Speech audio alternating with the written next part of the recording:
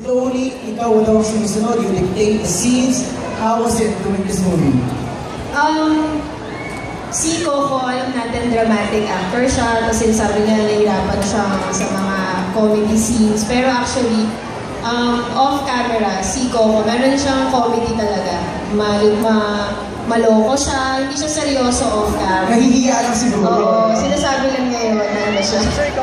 Tapos, sobrang grateful ako na itong dalawang actors na to, very open sila sa pinapagawa ko. Kasi minsan pa may maisip akong kalokohan, gagawin lang nila, tapos dadagdagan pa nila. Kung baga kunyari, ito lang yung hinihingi ko, ito pa ibibigay nila. Kasi hindi kami titigil hanggang ano.